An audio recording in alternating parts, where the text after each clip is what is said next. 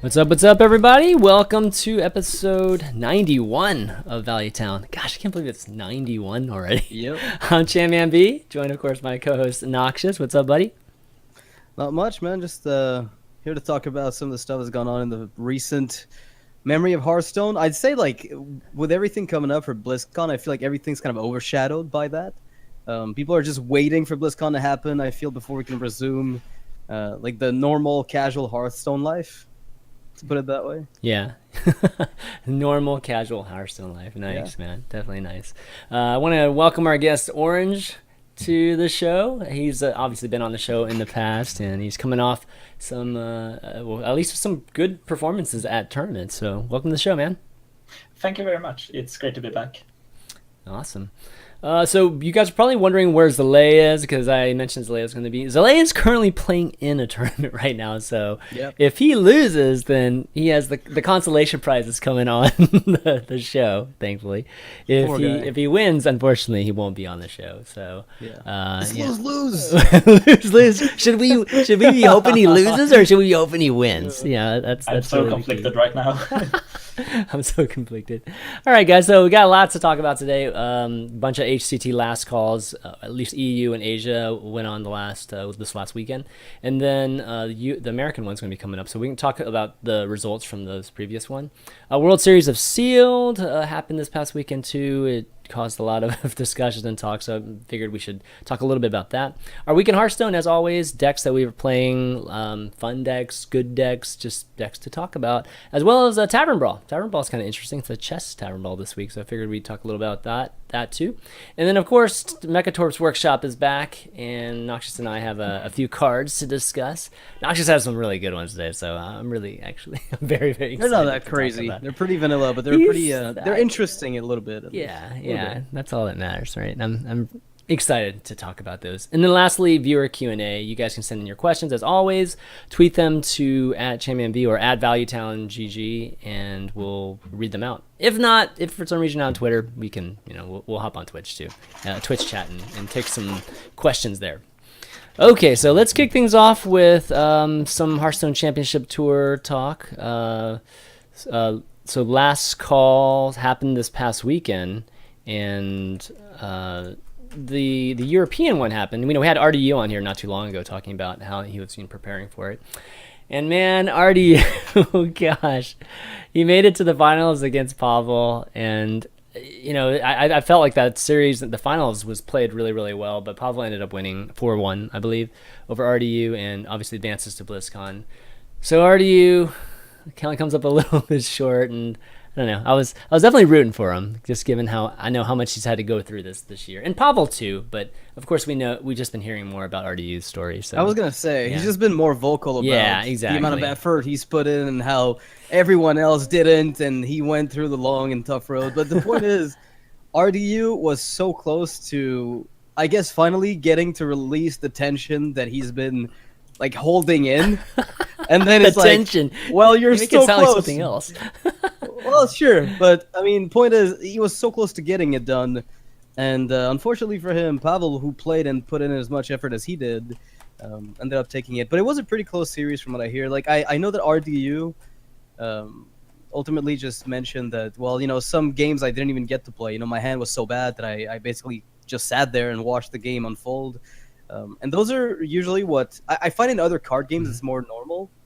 Like, it's more typical to have a player just sit there and have a terrible hand. Whereas in Hearthstone, that tends to happen a little bit less often. Yeah. Orange, how about you? What'd you think of the series? I like the rest of the community are very, very sorry for it. Like, we all know, as we said, he's been so vocal about how much this means to him.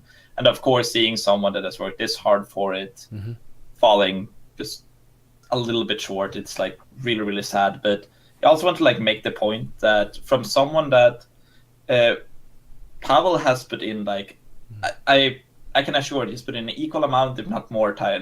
Maybe not more time, but at least an equal amount what RDU has put in. But the reason why we don't hear about it, because actually with Pavel we have this thing of a language barrier. His English is not really where it is, so it's not that great, and which means that he cannot really express himself in the way Stardew does. I know for oneself that I've like tried to, I have like worked together with Pavel and discussed decks. Even though it's like very hard, that kid plays a lot. He and like Stanudachi are like two other players that play the most Hearthstone out of anyone I know.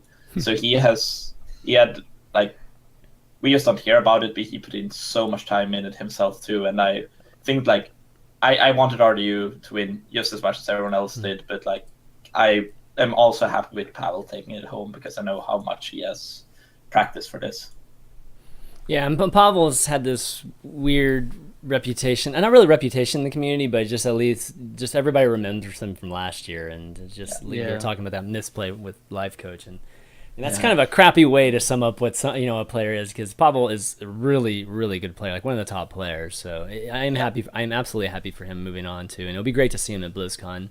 But yeah, RDU story, it's tough. It would have been amazing to see RDU get through, because that would mean 3 players from G2 would be in BlizzCon, and that by itself is ridiculous. Like, it wasn't so far off though. So no, we were one from a trading card game purpose, like from the perspective of somebody who plays TCGs a lot, like the fact that they even have 2 players on their team there is like exceptional. Yeah, and if only had made it through, I don't even know like how we could have. Even if they didn't win BlizzCon, they would have still been winners, right? Like as far as the team itself.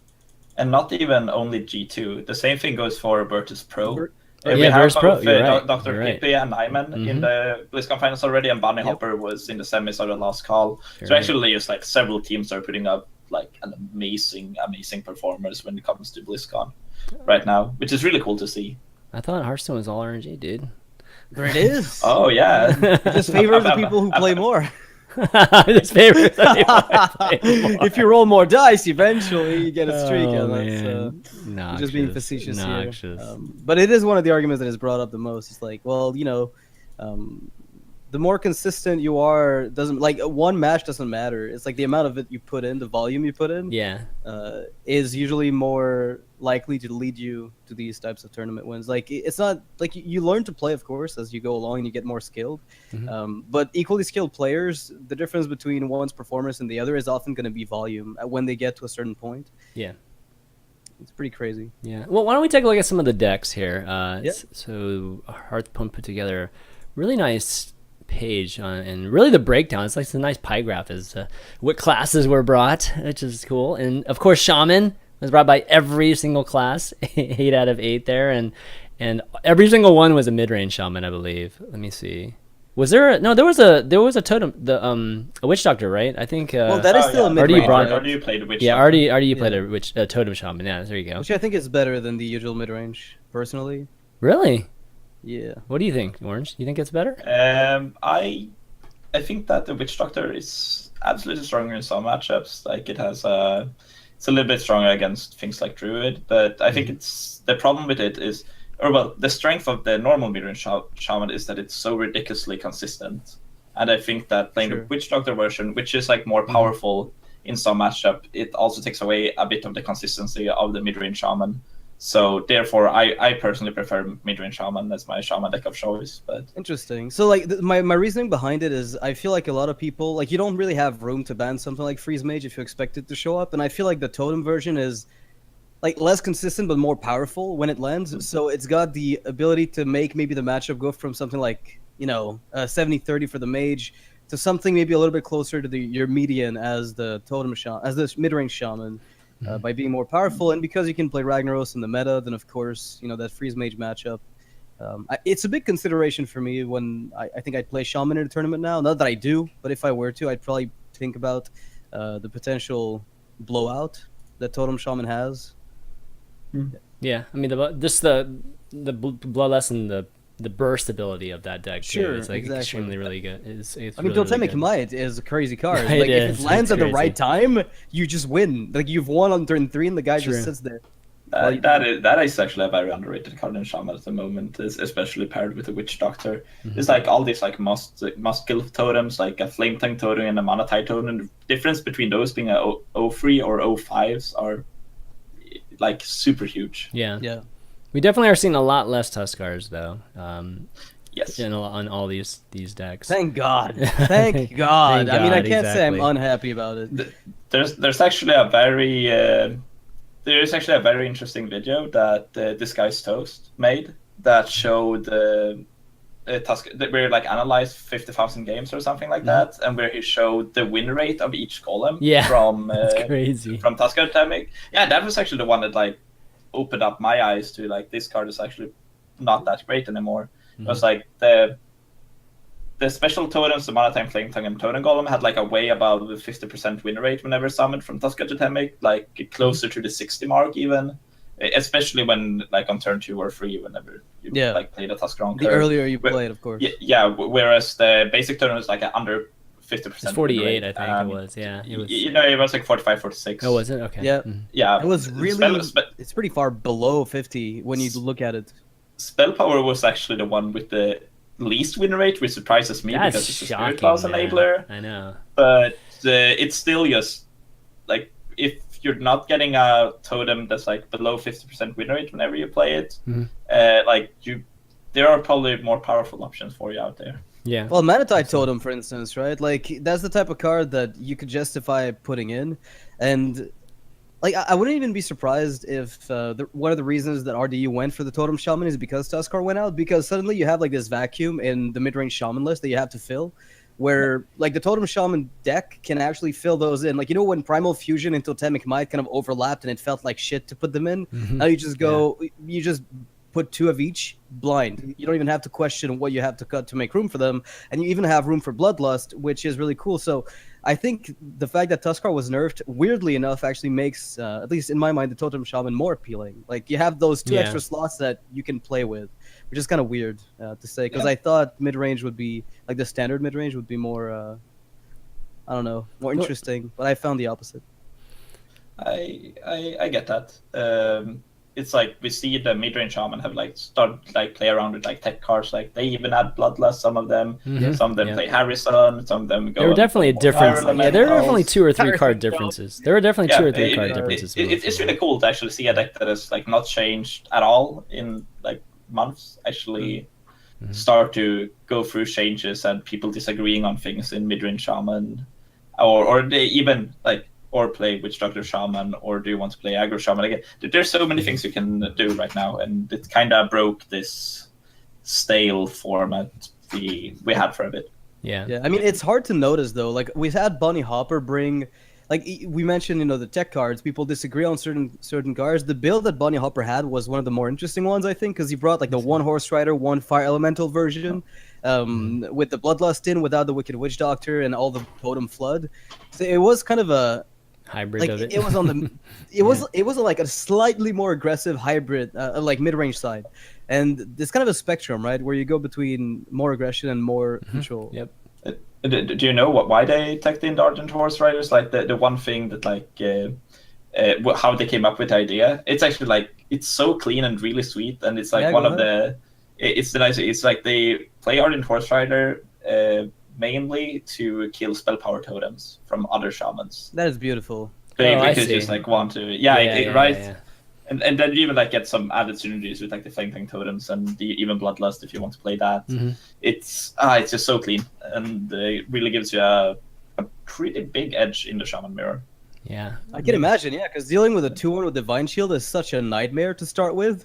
And when it's picking off your totem, then it's even worse because you just fall behind. Well, your Spirit Claw just turns into a one attack. Yeah, if they have to spend Spirit Claws charges on that, like, be my guest. Like, that is one of the absolute best cards in the matchup. Yeah. Come on, please. Between Harrison Jones and the Horse Rider, Spirit Claws is basically a non-issue. Yeah.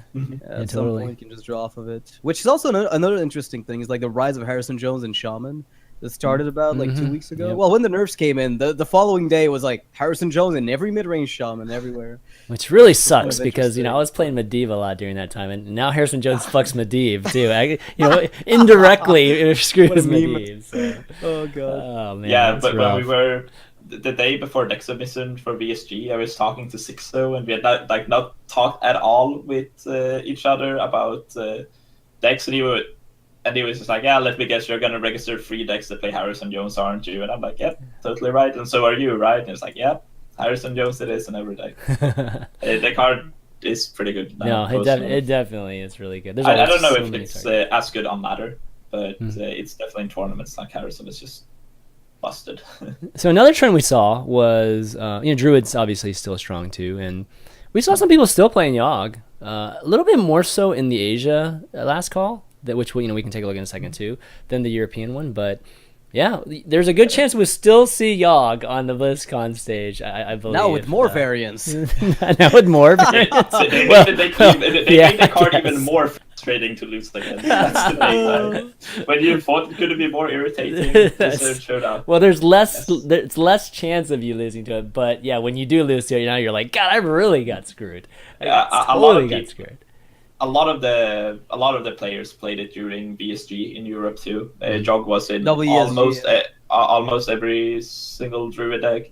I didn't play it myself. I was like one of the few that didn't play it. And the reason I didn't play it was because I see these days the Jog is like this kind of tech card, like very powerful tech card. But if you want your Druid deck to beat the aggressive decks, it's like a good comeback mechanic against the Shamans and the Zeus and stuff like that.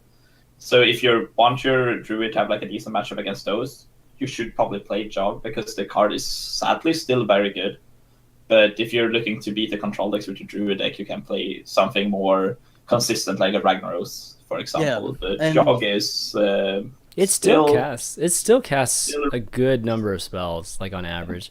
I wish we could have like some kind of simulation. It was like 80%. No, I thought we looked at it and it was like with this guy Stos, and he mentioned something like of all the times where, well, I mean, the footage that he captured, which was a small sample size, but it was something like, out of all the Yoggs that were played during the qualifiers for the prelims, that is, like, all of the ones that would have been canceled by the nerf, but because they killed themselves or they vanished or shadow step, of all these, like 80% that ended up going through were relevant. So ultimately, it didn't get nerfed that hard based on the small sample size.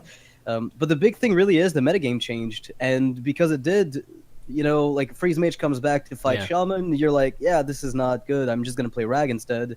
It has a better spot. People are just returning to the Malygos, not even the token list, right? Some people just go Malygos cycle with the Moonfire shenanigans. Some people even bring the Gaddison Auctioneers back like in two ofs.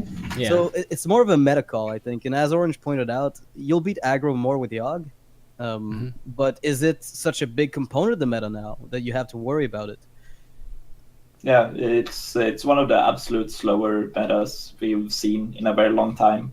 And the reason for that is because the best deck in the format can play a good game against control decks while playing double Maelstrom Portal, double Spirit Class, and double Lightning Storm. It's like really absurd when you think about it. It is. The best deck in the format that actually like beats the control decks are running like those 6 cards. And it's just like, don't really care. Still beat the control decks. That's how powerful Shaman is right now. And Shaman Zoo used to be really popular before the printing of Spirit Class and Maelstrom Portal because Zoo just wrecked Shaman. Yeah. That matchup is not close anymore. It's terrible. Shaman, it's really bad. Shaman really beats up on Zoo super hard because of Portal and Class. And I wish they'd put on the brakes, man, before care. I wish they just looked at the state and of the meta and gone, all right, we're going to give Spirit Class 2 durability and a Maelstrom Portal does something else entirely. Like, I don't care what it did, but it seems so absurd that they would bring out 2 more good cards for that class at the point that they did. We talked about it. That's definitely a lot the last couple weeks. As Crane put it this weekend while we were at VSG, he was like, giving Shaman a 2 mana consecration that comes with a body may not have been like the best idea from Blizzard. That's a good way to put it. Yeah, 2 mana consec. It's true. That's what it is, really. Thank God it's Conquest and not Last Hero Standing with Shaman being as strong as it is, because it can definitely sweep. But you were talking about Freeze Mage, so I think one thing that is worth mentioning is that we did see some more Freeze Mages, versus Tempo Mage. And it wasn't long, like maybe a week or 2 ago, that we were still seeing a lot of Tempo Mage, even with, maybe even right after the nerf was announced. I think people were still playing it. So, this change over to Freeze Mage is purely just to counter Shaman, right? Shaman primarily. Shaman is the only deck that Shaman had. Someone told me this. I actually haven't looked it up myself, so I might be wrong. Someone told me that like Vicious Syndicate are doing all these like data reports lately that are super useful. If you're into competitive Hearthstone, you should definitely check them out. and in this latest data report, the only deck in the entire meta that posted winning win percentage versus Shaman was actually Freeze Mage with like a 56% win rate, I think. Yep. This guy said. It And was like 55 and over. It was the only one. yeah, like we're trying to beat Shaman. I guess this is the only deck, like the literal only deck that does so. And well, that Wait, from I think that is the only double deck. I ooze am priest. almost positive that's the only deck that has any kind of winning percentage. Well, I know that positive Control winning Warrior percentage. for a while, like before the nerf happened, actually Control Warrior was doing pretty okay. For a while, the thing is like if the Shaman deck is piloted perfectly, then Yes. you just don't lose against it. Is the issue? Exactly. That's one of the things I saw. Several of my friends were like, "Yeah, I'll bring Control Warrior Nah, man, because it's not- it beats Shaman," and then they played against someone that played Shaman that played like 500 games with the deck, and they just didn't stand a chance when the Shaman actually like sequences threats right and knew exactly how much to commit. Things like that. Like Shaman actually wins in fatigue versus Control Warrior most of the time. Exactly. They just don't play Manatize, they just don't draw, and they just wait you out, and then eventually they drop one thing from below on a 4-totem board. And the worst part is now they have Bloodlust. Like a lot of the mid-range lists have the Bloodlust. They all play Thunderbolt of Valiant twice. So they just commit one threat, and then you have to brawl or use your non-3 damage revenges on nothing. It's so irritating as Warrior nowadays to fight off against Shaman. Speaking of Warrior, I mean, it's like it says that 5 people brought Warriors, and I think every single one was different. There was a N'Zoth Control Warrior. Oh no, 2 N'Zoth Warriors. Sorry, 2 of them were N'Zoth. One was Cthulhu. One's a Pirate Warrior, so just going super fast, I think. And the last one I think was just a regular. Wait, where's the last one? Am I missing it? There were 2 N'Zoths. I think there was one dragon. There was one Dragon Warrior, right?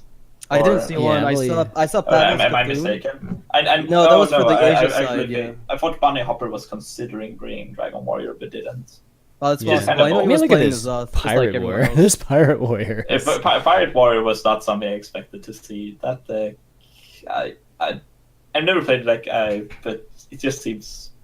Well, I mean, given like you said, like the metagame is in a very control centric space. The super fast decks, there might be a resurgence from it if you can make those super fast, like face decks or cancer decks. Yeah, we actually. Sorry to interrupt. We actually already see in Camlan, and I never know how to pronounce his name. He started an XX or something, Norwegian player, really good. Hit rank 1 and 2 legend on EU with like a face Secret Hunter deck. Wow. So that might be something there that when everyone is going kind of slow with all these Harrisons and Cairns, like just hit them in the face and kill them. Yeah, I was gonna say. I think Freeze that's what Mage just dies, right? Yeah, exactly. Freeze Mage, it gets countered. I think we're gonna see some of that in BlizzCon. That's what happens a lot of times. Like people don't. I think a lot of the players that do well at BlizzCon, they take some chances. At least with one deck, and they'll make a read on the metagame and go with it. And I wouldn't be surprised to see some super fast decks, whether it's Hunter or it's. I mean, maybe Pirate Warrior. I'd be, wow, Pirate Warrior makes it on BlizzCon stage. I'll be like, yeah, boy, that's awesome. But it would be cool to see that to counter, a good number of these decks. Yeah, I think Aggro Freeze Mage has the potential to come up as like, I don't know about a tournament deck necessarily. I know on ladder is doing wonders against Shaman, where it's doing a lot better than. Well, I wouldn't say a lot better than Freeze Mage. They're doing about the same. But the purpose of the Aggro Freeze is that it also got. The ability to beat the mid-range decks, which I think Freeze Mage can sometimes struggle against. So they drop you with beatdown stuff. Which one's the aggro freeze? I've got the list. It's on the show. Okay, yeah, maybe we can talk about that when it comes time. Cold Light Oracles and stuff, right? Yeah, it's the one with double Cold Light, double Acolyte, double Arcane Intellect, and then you just play a little bit of stuff in the early game, and then you just race them to death. And because you draw so much, and you've got the ice block set up, it's like the old school Chinese mage. I don't know if like. Oh gosh, yeah, I remember that one. Right, that's kind of what it is, except even less emphasis on minions because Medivh's Valet. It's such a good card, but it only found a spot in that one deck. Like it tried so hard to be in like Grinder Mage and Freeze Mage and all those mages that tried to be slower. And it's like I'm just gonna slap it in my aggro freeze. It's not bad in Freeze Mage. I've had people do it. That card is so crazy powerful. Yeah. The problem is that secrets suck. Like, Yeah, yeah, yeah. There's no other way to put it. It's like that card is incredibly good. Yeah. God If they were Give it to cheaper, if Hunter and we secrets all were I quit the game really don't want to tomorrow. play secrets. Yeah, yeah. yeah, exactly. I don't All right. want to live in a world where like Cloaked Huntress and Medivh's Wallet is Jesus. Right. playable in the same deck, please. All right, well, why don't we move on? Why don't we touch a little bit on the Asian one, and then we spent a lot of time on this, but Sure. let's see. I'm gonna show the brackets real quick. Yeah, congratulations to Cheonsu for getting through. Another Korean representative at BlizzCon, so definitely the Koreans are doing well. Who are you rooting for? Tom 60229. It's a pretty known player from the Hearthstone scene. I was really rooting for Tom. Tom is a great guy. I was really rooting for Navi though. Well, of course, right? He's just amazing.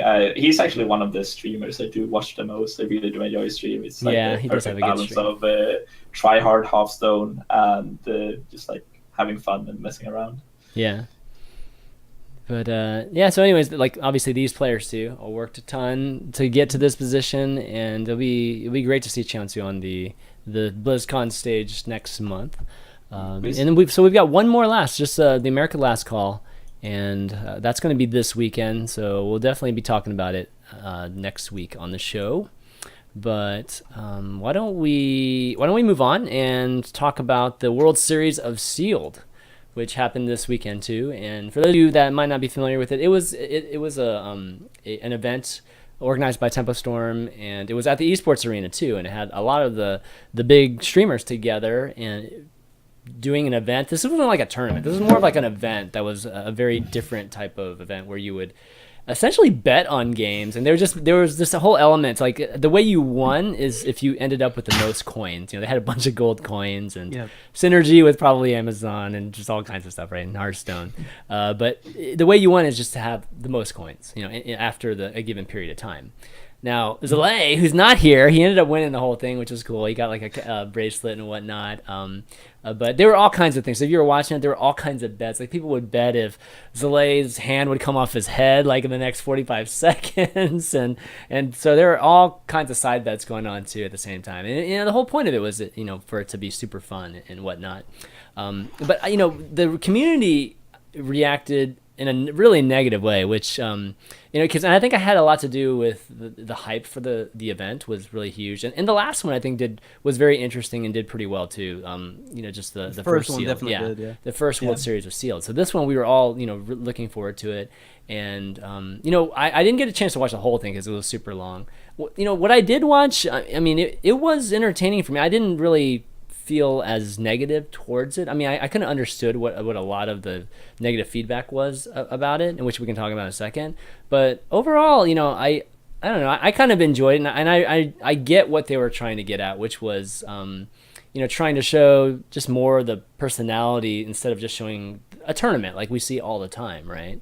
But the thing is the community reacted in a way that we want to see the games, like the game's like on this small screen, and we were able to barely see it, and it was bad resolutions, and it was just like that type of a reaction to it, and so yeah, the community didn't like it, and for me, it was pretty telling for me that no matter what kind of event it is or what kind of tournament it is, the game is always the main point of focus for the people watching. I don't know if that was really the issue, because I think like I can watch a tournament of poker sometimes, and you won't get sidetracked by the gameplay even. Like you'll just look at the banter that's being thrown between the players or just what people are talking about, the general attitude at the table. And I think that's what they were trying to do. And they honestly, the setup seemed good. The only problem they had, and I tweeted to Reynad about, if it looked more like Poker After Dark, it would have been a crazy success. And he said that was the idea. We bothered taking 1,000 billion angles to make sure we could edit it that way. Yeah. And the editing came out exactly what Reynad didn't want it to be. So I saw that. He had the right idea in mind. I think his project was great. The sealed format is probably the best format we've got in Hearthstone. Yeah. By far, and I'm kind of sad that it ended up flopping because of shitty editing, because aside from that, the event had pretty much everything you'd want, I think, in a Hearthstone event. I'm just bummed out that it came down to the angle of the camera that the editors took was bad. Like that's what flopped the broadcast, and it fucking sucks. Definitely, it was a huge issue, and what Noxious is talking about is that the majority of the footage, and this was pre-recorded, by the way, guys. So Yes, it was edited. I mean, there were days of editing that led to the actual broadcast on Sunday. I think it was recorded on Wednesday and Thursday is what Soleil was telling me, because that's why he couldn't be during the show. So there was a few days to edit it, and that's what Reynad was disappointed about. But what they would show, they just basically showed like the screen in the bottom middle of the actual game screen. Sorry, they had a separate like little box for what we would normally see as a Hearthstone game in this box that's in the bottom middle of the screen, and then you had this like poker table that had all the folks there. That was like a horseshoe. Just imagine a horseshoe that kind of surrounds this box. And that was basically the vantage point that camera shot, and they sat on that camera shot for forever. I mean, they were like 30 minutes at a time. It would just sit on it, and it's okay. I think it would have been okay if maybe the sound would have been much better too. Like it was really hard to hear them too, and so I think a lot of people didn't even make out like a lot of what was going on at the table. But I agree. I mean, I think if they were getting like close-ups and stuff, it would have been a completely different product and probably would have been better. But I still question whether that works or not, because we just talked about sealed being the best format. It is the best format, but in this kind of event, it's not as big of a focal point. It's a secondary thing. Just the game itself. I feel like this was more focused on the people there, which is cool. I mean, that's like a different approach to a Hearthstone event. But I'm still curious to see if that could be successful, because Seat's story still has that element of the game being a huge part of the event. And then you have all the other stuff that kind of is secondary, and around it, and it's good filler, and while they're getting matches set up, and it's awesome. That's what gives it the character. We're basically switching that around in a way, and whether that could be successful, I think is still a question. I mean, that still comes down to editing, though. So go ahead, sorry. Using Seed Story as an example is a great thing, right? Seed Story are still there are a lot of focus on the games in Seed Story. Like we have matches played on schedule, and there are these like good players playing great games, but like they're really showing that you can do it, not about only the matches, but it still has to be like a pretty big part of the event, because if you try to make the other things like around the things they always are doing in between matches in Seed Story, if they do that, and if you don't have like matches as the in between things, people are coming there for Hearthstone, and if they're not giving Hearthstone then they could just like go watch TV or something. Yeah, they're probably watching the stream because of the game. It's a reality show, basically. If they want entertainment or a reality show, there are plenty of other options on the internet or on TV or wherever to watch that. But I don't think the intent was to have just like the screen as a tiny thing for the entire thing. I'm pretty sure they would have eventually just hopped like full screen on the game, and then when there's banter happening, they just go off, and you hear the people talking all the time. But again, it's like an editing problem where it's not even like a planning issue at that point. It's just in the hands of the people who are supposed to take care of the video and audio editing. Like you almost can't do more as an event organizer than give people guidelines, make sure they fucking understood it and agreed to it, and then hope they give you a product that doesn't suck at the end. It's really in their hands at the end of the day. That's what was like kind of crazy, is that they had like their setup was probably really good there. They had tons of cameras. You could see all the Gopher cameras everywhere, and then so they got lots of footage. Obviously, it's just it kind of sucks obviously for them that it didn't turn out as what they expected. So hopefully they'll do another one. I hope that this wasn't just a negative enough experience for them not to. But definitely the sealed. Like there's only been 2 events now that use the sealed format, and Tempest Storms had that sealed tool for forever now, like 8-9 months now, and I feel like nobody uses it. And I recently spoke to those guys, it's just the developers over there, about one thing that is a little restricting about the tool right now is that it's forced to have 3 decks. You draft this amount and you have to make 3 decks with it. If it was a little bit more flexible, and I think they are going to be changing it very, very soon to make it more flexible, depending on whatever. So you can do 1 deck? Yeah, you could do 1 deck. You can do variable variable You can packs. change Yeah, up you the can packs, just yeah. change up though. Okay, sure. I think once they do that, like, we should. I think all the event organizers out there, we should take advantage of that because it's an excellent tool. It's like a great tool, and I think we need to have more of these type of tools out there to allow us to do some cool formats.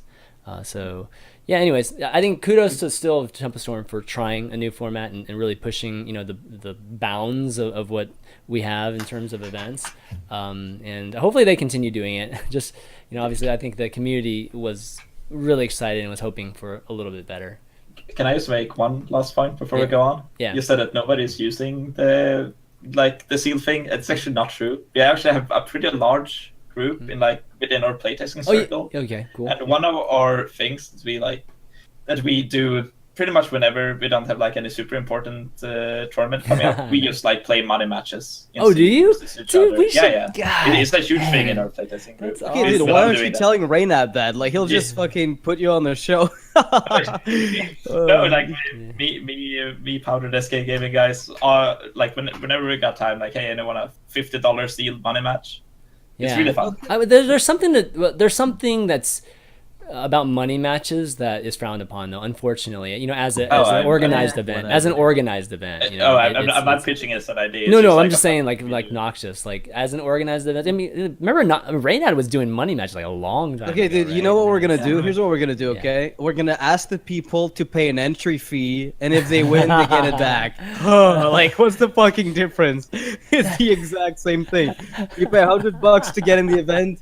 And then you maybe win 200 if you win. Congrats! Now it's not a fucking money match. It's really a semantics issue at that point, right? Yeah, well, in a way, I mean, it's more one-on-one type of thing. I think that's an issue there. But okay. But yeah, I there's definitely some things there, and again, I'm trying to come up with some things, which will probably be after BlizzCon, just because there's lots of stuff going on right now. But believe me, there'll be a lot of cool events coming up soon, guys. So hopefully sealed and some type of format like that, Orange, I think would be pretty cool. Yeah. Okay, so let's move on to our week in Hearthstone. So I guess this is the segment where we usually talk about decks that we've been playing and whatnot. Did want to start off with just the Tavern Brawl, because one of the things since the release of 190 Karazhan is that we thought that, the chest hero or the chest board would have been a very, very fun Tavern Brawl. And this week they came out with that. That's pretty much exactly what they did.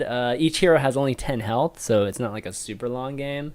And I believe going first is advantageous. If you guys might correct me if I'm wrong. Obviously, there's an RNG aspect. It is going better just because you get to dictate what people have to respond to. Yeah, so that's a little bit unfortunate. I mean, it's mostly unfortunate because the health is so low. I think if the health would have been higher and we got more cards, then you'd have maybe more chances to swing things.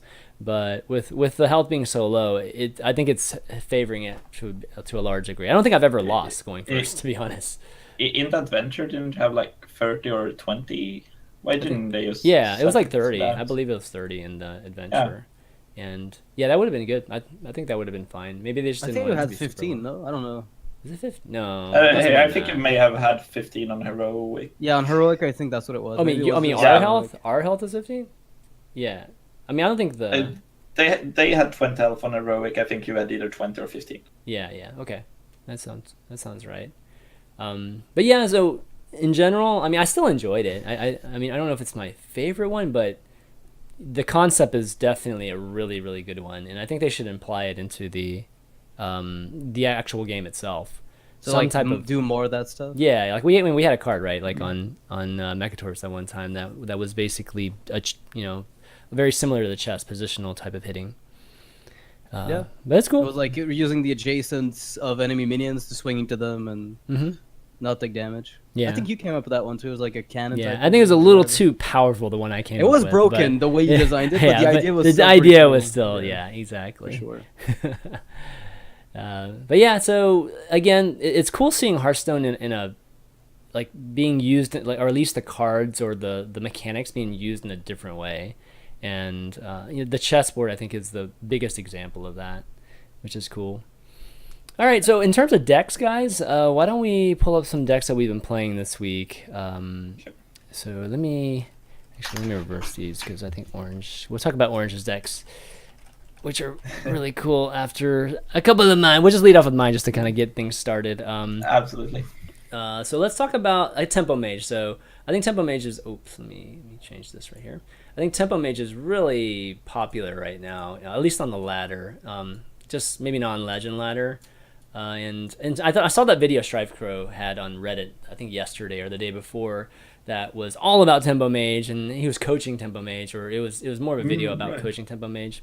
But I was playing this just most of the week before even that. So the version I'm playing here it's not the most efficient one, and I know it isn't, but it was more just trying different elements. And the real concept of this is really anything that Barnes gets gives you value. You know, Okay. Whether it's spell power or it's draw or it's even mana worm type of value. And so trying to come up with cards that don't kill you but still give you value is pretty interesting. There was a Ronin deck too. I definitely tried Ronin a bit, and Yeah, I was gonna say this looks like the Ronin show deck that came up on. it's very similar to it, except for I think Rag. I think I eventually went through a bunch of modifications, but the one we're showing here is basically Rag for and I think Acolyte of Pain. I don't think he had Acolyte of Pain in it either. And it's fun. This deck is a lot of fun, and I mean obviously you can enhance it, which we can talk about in a second. But the amount of combos you get from this deck is it's amazing actually. Yeah, when you get the sorcerers down, you get to like turn 9 or 10. It's insane, like how much damage you can do from just nothing. So I'd recommend playing this deck especially if you haven't played Mage before. I think this type of deck is a good one to start learning it and why it's pretty strong. Tough though. Yeah. I No, don't but know. you It's a learn. tough deck to play. I know it is tough, but you do learn like elements of the Mage nowadays that you might lose a lot to begin with. But I think you really learn how to play the Mage these days by playing this. Like simple things like Arcane Blast and Cold Sorcerer, right? Like the power of just that and the importance of that is really important.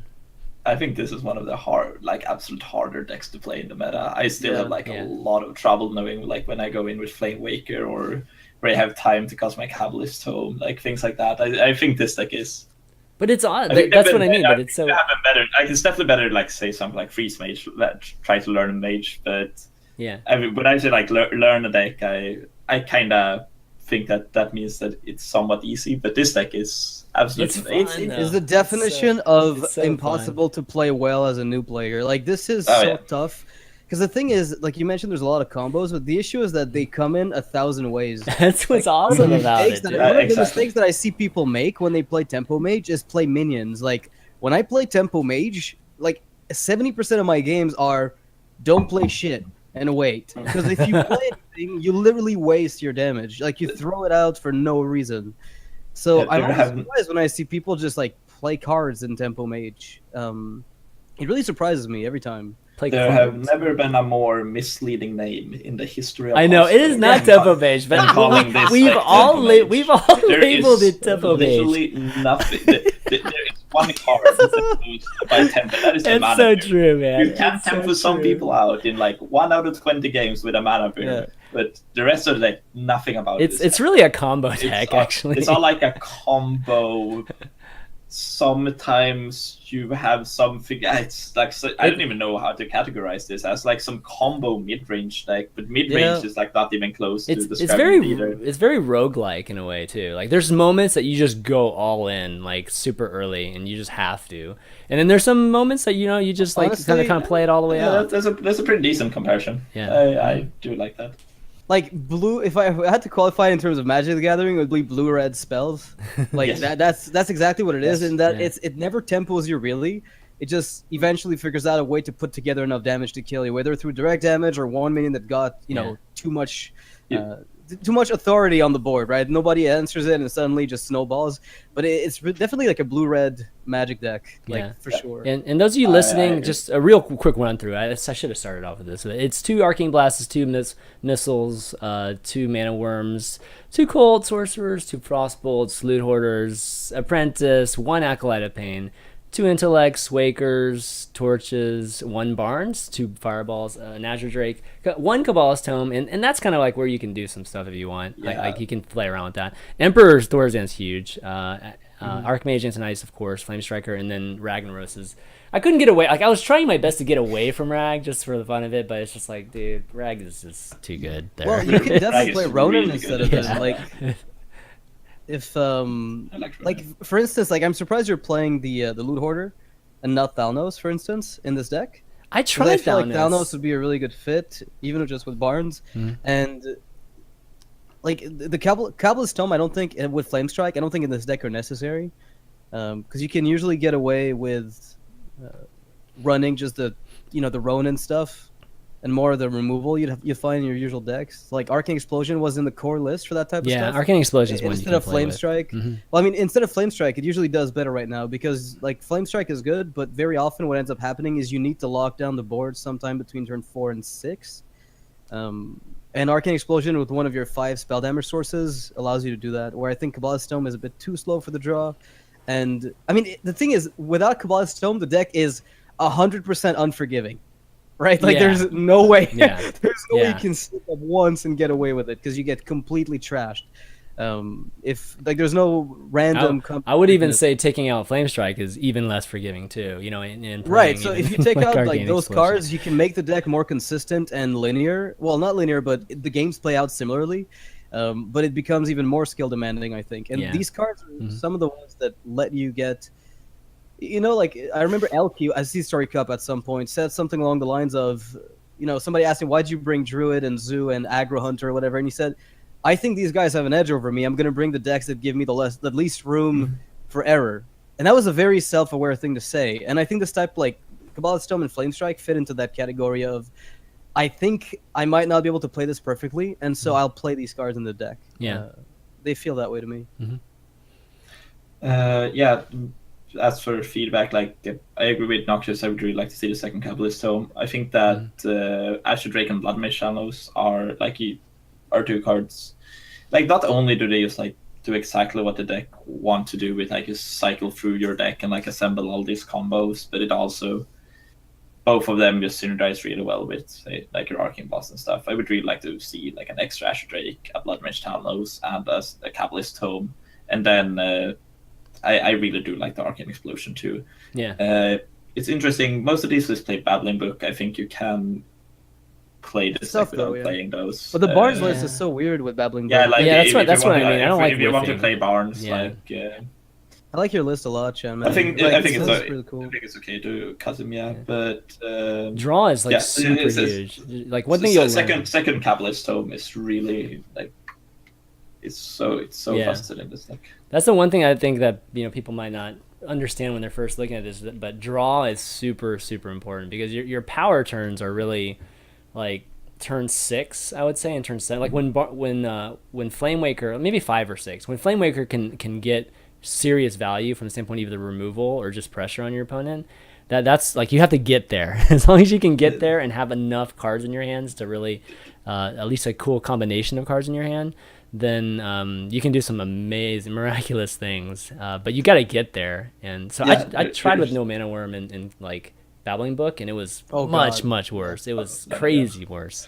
No There's Mana Worm? There's such an easy way to make people realize how important card rise in this deck, and it's if we just start calling it Combo Mage. Just call it combo. then like all this card would make This is perfect sense, Tempo because, Mage, Orange. This is we're totally playing a Tempo combo Mage. deck. Yeah, combo decks do usually play a lot of card draw. Like That's all true. of this makes sense all of a sudden. That's Like true. I mean, just like the whole community just agreed to start calling this Combo Mage. Then there is the Water Elemental Mage that Yeah, but then it might you get could call. nerfed. You can't. Then call it might that. just get nerfed. it's Blizzard might be like, "Huh, that looks like a broken wait, deck." this is a suddenly." It's combo. combo. Combo is realize. not interactive at all, Oh guys. fuck! It's- 4 mana, 6 damage to face. Nah, that looks wrong. We gotta nerf that. Oh It's the god. Pyroblast 11 mana. That's so Yeah, funny. that's That is a you have to running play joke. Emperor with it. Yeah. I mean, we're yeah. laughing about it, but the fact is, if we're called Combo Mage, like there's a chance that Blizzard looks at this and is like, yeah, this is actually very uninteractive. Like Frostbolt goes face, Arcane Missiles can go face, Flamewaker does things and you can't stop it. It's like all these things that you can't interact with. That really sucks. Yep. Yep. All right. Well, why don't kill my whole board in one turn? He killed everything I had. Flame Waker Oh, killed God. everything I had in one turn. This is freaking ridiculous. All right, why don't we move on to? I have a paladin here, and okay, so I'm disclaimer: this paladin is not good right this minute, but it's mostly. I wanted to bring this up because I think it's it's based off of a build I had like a long time ago that was more about flooding the board and whatnot, and this kind of leads into what we're going to talk about in Mekkatorque, at least one or two cards that I came up with in Mekkatorque. But yeah, so the concept of this is more of a mid-range type of paladin, or more of a tempo type of paladin, and trying to just trying to dig something out of paladin, because right now paladin is, I feel like it's kind of cornered design-wise, and at least a lot of the cards it has. It's got so much defense, it's got so much heal, and there's just not enough threats actually, like at all, like where it used to with Secret Paladin. But now it's just like, okay, there's no threats, and all we can do is combo, because really the NFN combo is the only thing that we can actually produce a lot of damage, like consistently too. Yeah. So this one is trying to pull in some elements that are available to Paladin, and maybe let's just talk about maybe what some things Paladin's missing that they have elements of it right now. And so I put together this deck. It's like double Argent Squire, double Selfless Hero, obviously a lot of Divine Shields, so Argent Protector, Equality, Flame Jugglers, Knife Jugglers, even Blood Knights, Brand and Blood Knights, interesting. Divine Favor, King Mukla, Rallying Blade, Blessing of Kings, Consecrate, True Silver, Stand Up Against Darkness, Justicar, Tyrion, and two Sea Giants. So yeah, like I guess I'll lead it off by saying, there's no question that Divine Favor has always been almost a broken card, actually, for Paladin. Well, yes and no, but sure. Yeah, and it's been a long time since we even talked about Divine Favor, and I don't know if they purposely try to design away from super aggressive Paladins, but it'd be nice. I'd have to say, it'd be nice to be able to see that type of Paladin, have some kind of power, because right now it has 0. And then on top of that, Divine Shield is obviously a theme for Paladin. And they do have things like the Steward, right? Darkshire. Yeah, Darkshire Steward that gives Divine Shield to anything with 1 health, I believe. But outside of that, it's really a forgotten thing. I mean, it's almost a wasteful thing at this point. So I'm wondering if it's wasteful from the standpoint of we just, we're just missing like maybe 1 or 2 things that would help it.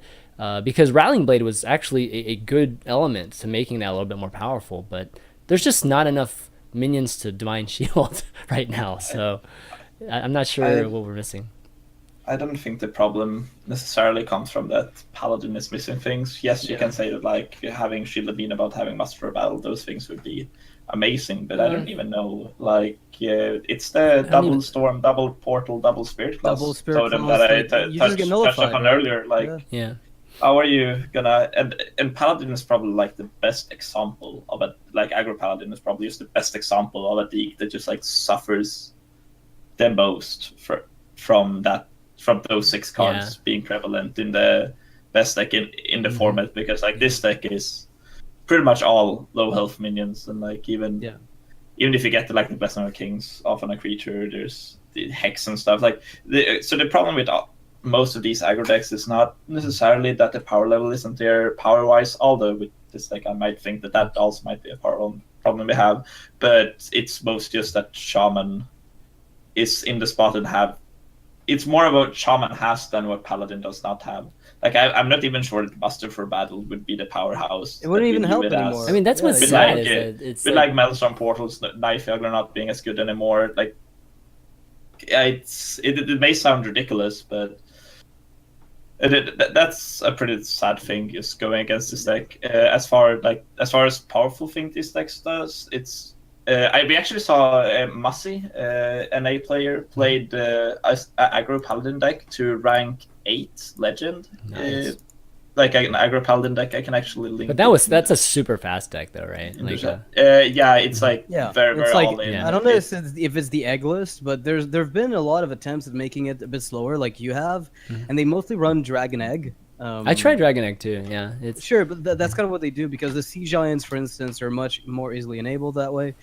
Well, the Sea Giants are basically free when you do Stand Against Darkness, but the problem is that it's too late. Like by the time the game gets to that point, you're already so far behind that, like, unless you've cleared the board, with a consecrated quality kind of thing, you're not going to even get a chance to really get value from that. I And then wouldn't not to even run mention, equality. Like I wouldn't even run equality, honestly. Like Really? if you're gonna Okay. go for that list, like Argent Protector got so much worse when Knife Juggler was changed, because that was one of the power plays you had, which was Coin Juggler, and then you go Argent Protector, go. And if you just cut Argent Protector out of the list, you put in Dragon Eggs, for instance. You cut out Blood Knights, because that's super weak to Hex as it exists right now. And if you Yeah. remove your Divine Shields, then suddenly Shaman goes Hex, wipe your board, and they're in a really bad spot. Like there are ways to make this type of deck work, but I think they 100% involve double Argus to go Yeah, I with tried your Argus game plan. too, Horse but- Riders.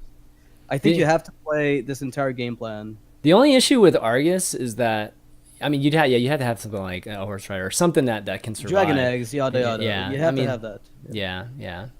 I tried a little bit of that. It's just you just fall so far behind. It's just I mean, insane. I'll give you a deck list you can Yeah. try out maybe later. But Yeah. I believe in these types of decks personally. Just I don't know how much better they are than.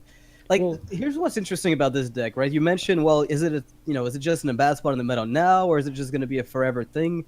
For a while, it was Hunter with Unleash the Hounds. Then it was Token Druid that just tokened better than you tokened, and now it's Shaman just wipes you out like off the field within a split second. So it feels like no matter what, like the metagame is, there's always a deck that is aimed at flooding more than other ones, and Paladin never has those valid teacher cheat turns. Like it has to be fair. It has to go. I Dragon Egg. I buff, I swing. Yeah, it's very go. Yeah, It's very fair and predictable in the way it's going to flood the board, and it's never going to be like a bursty flood. It's going to be an incremental, and that's board state, and yeah. it can get cleaned out in one turn. Like a Hex Maelstrom Portal against this deck usually just cleans it up. It's kind of depressing. Yeah, well, I mean that's a lot of the Paladin cards right now. Like they're not very dynamic, And I was talking to you like offline about this, and because I was trying to come up with some cards in Mekkatorque that was Paladin related. It's just like, oh my god, like all these cards are just like it's hard to even come up with synergy with them because there's they're just so one dimensional.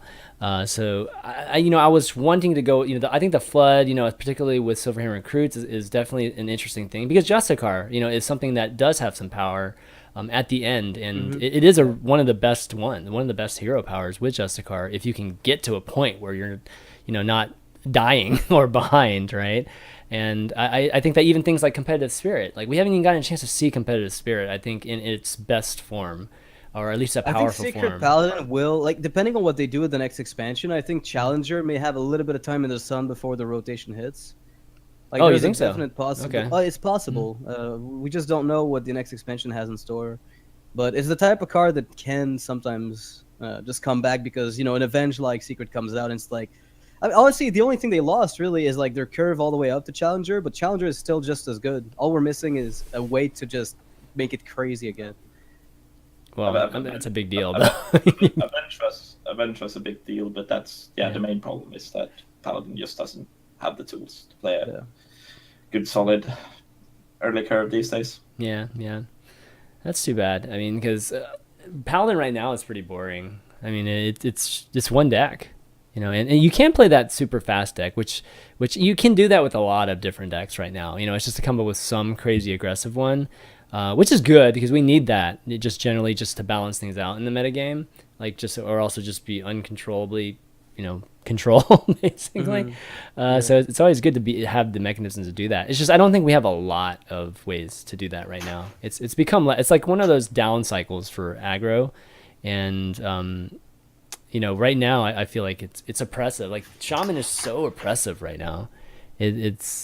It's kind of crazy, and I can't wait until March. Like I really can't wait until a lot of those cards just go away, at least that are super strong for Shaman, and then we can maybe reset things. But the Paladin, I think Paladin is something I miss. I just miss being able to play that type of just the ability just to put a lot of minions on the board, and then even Divine Favor, like dump your hand and then Divine Favor. That's like an aggro type of thing, right? So just like think about the fact that Stand Against Darkness came out before Maelstrom Portal. Like you'll never be able to flood with 1/1s. Like for the next 2 years, as long as Maelstrom Portal is in rotation, if Shaman is ever good, that's just gonna shut you down. Like it's already bad enough that Swipe does that. It's already bad enough that Arcane Explosion does it and AOE stuff. Like 1/1s just die right now, and I don't think that's gonna change unless Shaman is so dumpster tier, and Priest with Wild Power Mentor is so dumpster tier, that your 1/1s Well, you can somehow get to stick. Well, just make a card that gives your minions health or something. Well, like sure, that. but that's what I like mean. that's a different design they haven't planned for. I also want to be the devil's advocate for a bit. Sure. Go. As overpowered and as oppressive as I think Shaman is, I kind of do enjoy the meta that Shaman has created. Like it is control. Yeah. It is we've had such a long time of these like aggressive curve decks. Mhm. Like that has been a thing for so long. Mhm. So whereas Shaman totally kills all the curve out aggro decks by just being Shaman right now, that means that we're playing like pretty slow, grindy value decks at the moment. And for a change, I think that's great. I agree with that. I do agree with that. like Malagos Druid is absolutely one of my favorite decks I've ever played. I mean, I do like Rogue, for example, is making a bit of a comeback right now. Mhm. Control Warrior is pretty great, and all of this is because Shaman is like allowing us to play these greedy decks and like play these long grindy games because Shaman is keeping everything else in check. I do to some extent appreciate Shaman in that regard. But yes, it's very impressive. I'd agree with that too. It's just that dream to have every class have some relevance in the current meta game, and I guess they do have one point deck. You to they have Priest, one deck. I can put you like if you complain about Paladin not having like 5 archetypes. Like the problem is, as long as there's such a thing as a meta game, you'll have decks that just aren't good right now. Like that's fine. And it's fine that there is no aggro paladin viable. The same way it's fine that there's never been an aggro priest that was good. I think it's commendable if like the devs maybe try to create new archetypes. It's nice to see that they're sometimes trying. Yeah. It's just kind of sad that there's always going to be like Hearthstone is a game of such high probability that you find the card in your deck that the odds of you being able to get like an interesting deck to come out when it's getting countered by 2 copies of a 30-card deck from any opponent on the field, it's impossible. Like if 1 card counters your strategy, it's in Hearthstone, it's impossible for you to get that strategy to go. Yeah. Like it's just 100% never happening. Whereas there have been times in like MTG where decks that relied around like that had a corner case of a win condition came up, especially like a long time ago in the Nemesis days, where there were counters, but there weren't 100% guaranteed to be found, and so the deck worked. In Hearthstone, that's just not happening. Yeah. As much as I'd like it to. I hear. All right, why don't we move on and we'll talk about some of the orange decks here. Let's start with the Hunter. So you actually brought a N'Zoth Hunter to WESG. And actually, we didn't get a chance to talk about WESG. We should talk about that after this segment. Okay. We can go over the rest of the decks. Yeah, definitely. But this is one of the decks that you ended up bringing, and lots of people I know want to and try to play N'Zoth Hunter right now on the ladder, and it's just really, really hard. So why don't you talk us through this a little bit? I just one of the most fun experiences ever, which was I was watching Dog stream before I went to bed yesterday, and he was playing these greedy control decks that he run into this and stuff Hunter list like 3 times in a row, and I was just like sitting there in chat, just having the time of my life. That's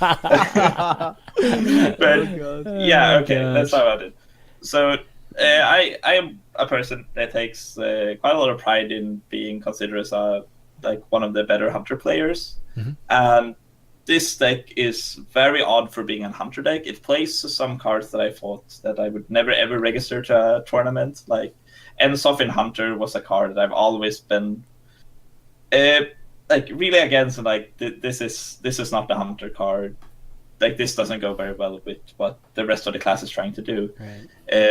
But what I figured out for VSG, I was playing a ton for this, was that just this that we've been talking about, the meta has slowed down a lot, and people are gonna bring like all these slow decks. People are gonna bring the druids, the warriors, the anything paladins, pretty popular over here in Europe at the moment. And then I want to be the guy casting Savannah high main. So I pretty much just knew that high main is like my point A. Like this is where I'm starting out, and then I'm gonna build a deck around that. And this is eventually what I came up with. So at first glance, it looks like an ultra greedy Hunter list, and it kind of is. it plays Ensoft, double Call of the Wild, and Ragnaros together with like the double high mains and stuff. But I just want to, what people don't seem to see with this list is that they see all these top end cards that the deck do play, but they never really think about what's not in this list. And I think that's like the key part to understanding why this deck actually did. It was like my most overperforming deck, I think, in the entire VSG tournament. And is that I cut a bunch of the situational cards and a lot of the burns. Like people didn't realize this, but this deck does not run kill command. Like I know that Sixu didn't even Sixu. We had open deck lists for the entire tournament, and in the finals, Sixu told me they played around kill command because he just like didn't think that was a thing that people could cut.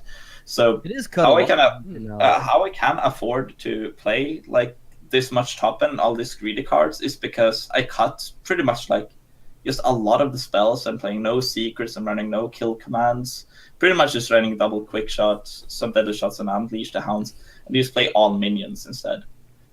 And if you cut the spells, if you cut like kill commands for double, like for more 2-drops, it doesn't matter that you added a lot more top end. You're still gonna curve out just as consistently as these hunter decks with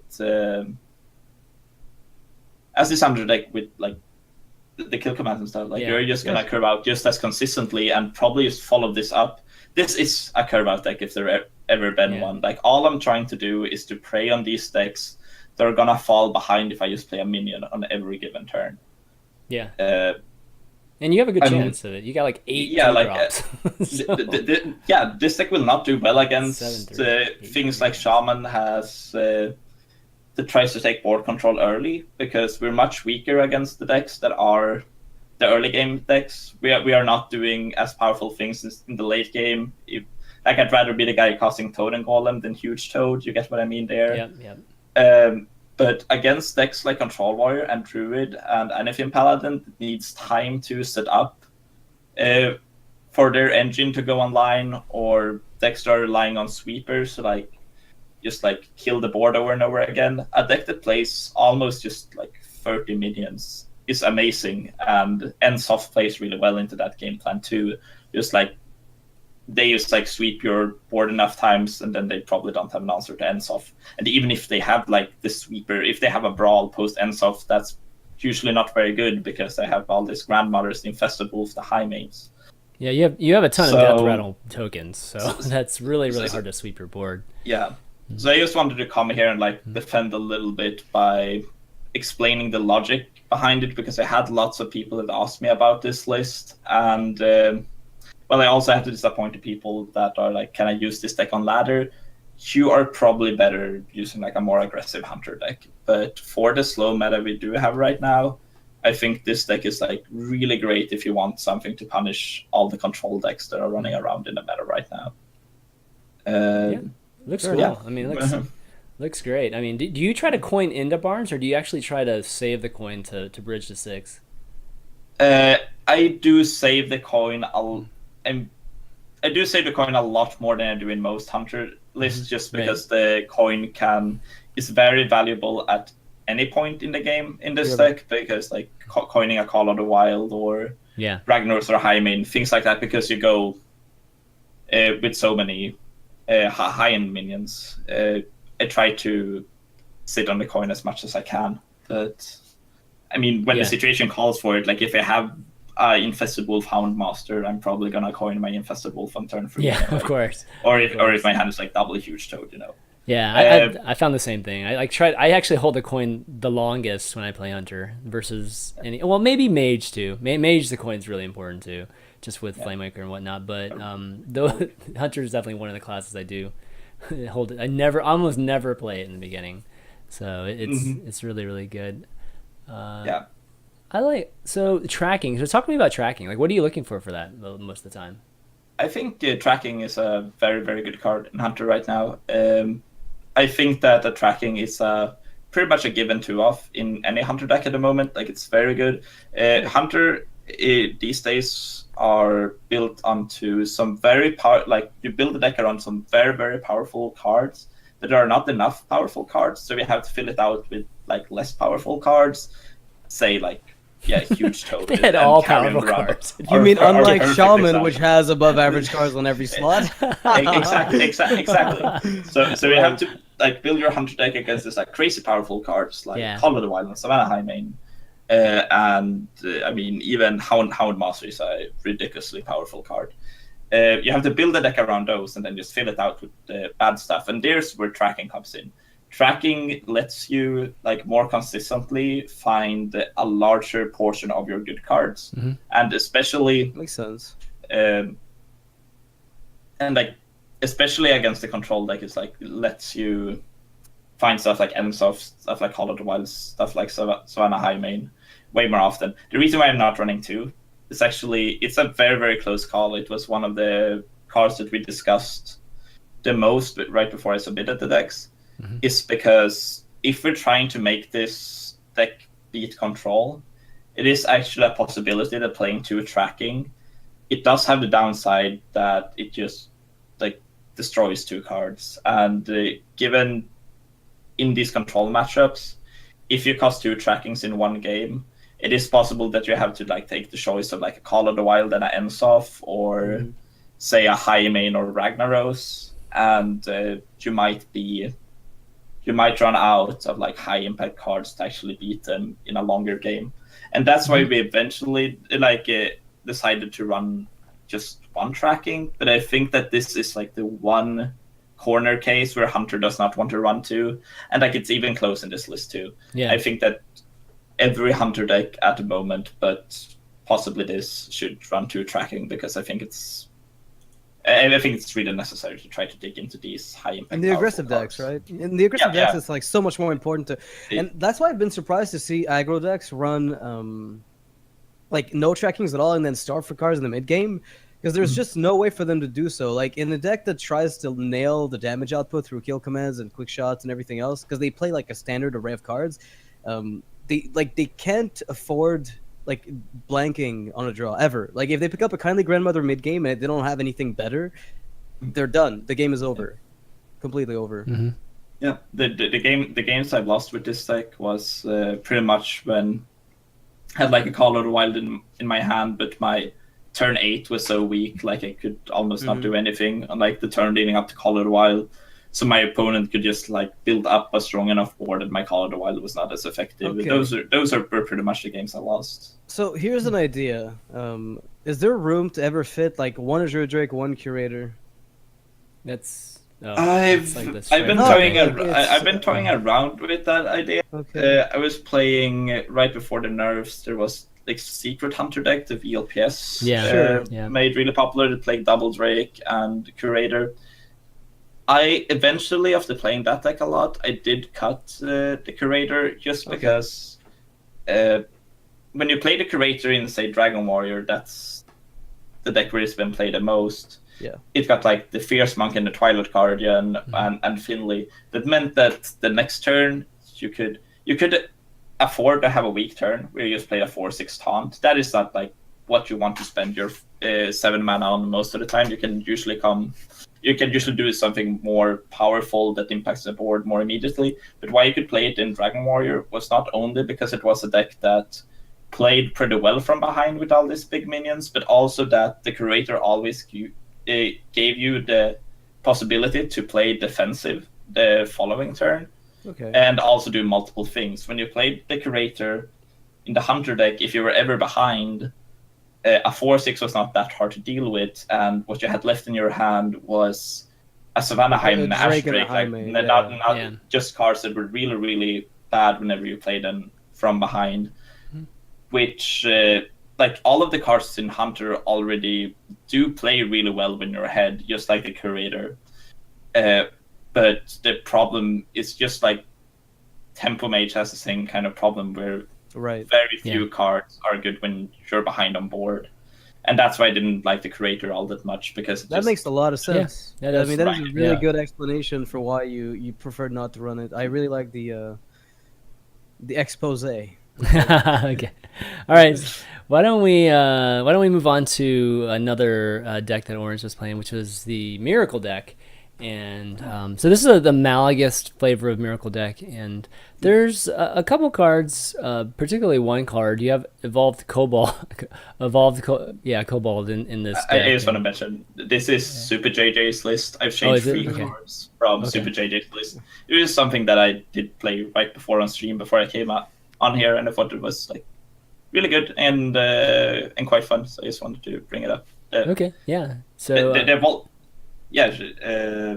Volt Kobold is like the one thing that just like really stands out as looks pretty out of place. It actually does a couple of like really sweet things to the deck, which is like since Blade Flurry is not a it's not a thing in Rogue anymore. It's been like really hard to catch up on board, and catching up on board, especially against these boards filled with small minions. Now when Shaman is the best deck, Evolved Kobold is actually doing some really neat things. As with the card that stands out the most with is Phantom Knives. Mm-hmm. It gives you like the same board clear options pretty much as Blade Flurry did. And also against the slower decks you can pair it together with, like, or say against Druid or something, you can pair it together with a Sinister Strike. Just like spell power in Rogue, we all know that it has a lot of value. But I really just like that addition of Evolved Kobold since it works so well with Channel Knights against Shaman. Yeah, and Evolved Kobold being used with that. For folks that don't know what Evolved Kobold, it gives you 2 spell damage, right? So I think doing 3 damage to the board is huge when you're wiping it with Fan of Knives. Feral Spirit, Tunnel Trog, Mana Tide Totem, Flame Tongue Totem, Asher Drakes with that dagger hit. It kills. Yeah, that's cool. Yeah, I never thought about that. That definitely is a really good way to pull it off. What did you replace? What was in its place before? What? No. Evolved Kobold is JJ's. Wasn't JJ's. It wasn't JJ's. The Hucksters, I think. The Hucksters. Okay, something I came up with. Sure. The cards I did change there. are completely a page out of Hoy's book, which was playing this during Last Call, where a lot of rogue lists right now play Swashbuckler.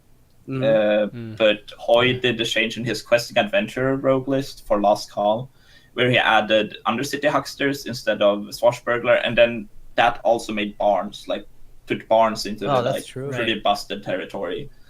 And I just did exactly that, and I think JJ's list had 1 Swashbuckler, 1 more Shadow Strike, and a Dark Iron Skulker. And I cut those for 2 Hucksters and a Barnes. The reason why I could cut the Dark Iron Skulker is that the Undercity Huckster gives you better game against board-centering decks that I can afford to cut the catch-up card. And I'm still looking for ways to get the second Shadow Strike in the deck, because that actually Shadow Strike has been overperforming so far. And but then I think that just like Undercity Huckster is better than Swashbuckler. It's like very debatable, but I'm a big fan of Undercity Huckster and think it's a crazy powerful card. And I think it's more powerful than Swashbuckler, just because the 2/2 body has way more impact than a 1/1 in the early game. And it's like a solid early game play instead of just a dagger up in Rogue. There's been a super interesting thing about that somebody mentioned when the rotation hit. Well, when Karazhan came out, rather, there were a few rogue lists running around without Azure Drake, and they were running like the Miracle Rogue with Gadgetsan and Malagos. It's like you're mentioning trying to find room for Shadow Strike. I'd say like you can fill your turn 5 with Shadow Strike 2-drop or Weapon, Shiv, Sap, Eviscerate without needing the Drake, and I think that might allow you to cut 1 Drake, put in Shadow Strike. I think your deck would be able to support it. That is interesting thing to try. Yeah. All right. Definitely gonna think about that. Yeah, definitely a cool deck. I think everybody that can see it, you can check it out. And those of you at home or listening to, it's your backstabs, preps, Sinister Strikes, Blood Mage, Eviscerate, Sap. There's only 1 Sap. Shiv, Undercity Huckster, Van Cleef, Fan of Knives, Shadow Blade, SI Agent, Barnes, Evolved Kobold, Tomb Pillager, Azure Drake, Emperor, Thorazan, Gadgetzan, Auctioneer, and Malagus. So definitely give that a shot. Okay, well, why don't we move on? We spent a lot of time on the deck, so we do want to give a big, just a quick shout out to some of the patrons. If you're interested in supporting the show, you can do so. We have a Patreon set up, patreon.com/valuetown, and just want to give just a kudos to a few of the folks that have been supporting us for a while: Devin Westfall, David Thomas, Jacob Perez, Elu45, William Bullock, and Amish TV. And we're gonna start incorporating some more patrons. Like if patrons, like, I encourage you guys to send in some of your decks, and we can maybe take a look at it on the show too. Really want to encourage just patrons getting a chance to feel a little bit more part of the show and whatnot. Also, iTunes, just big thanks to all the folks that have been leaving reviews and 5-star reviews on the iTunes. It's the best way for people to find Valuetown if they're listening to audio podcasts on iTunes. So if you do enjoy the show, I encourage you to do the same. But why don't we go into Mekkatorque's workshop?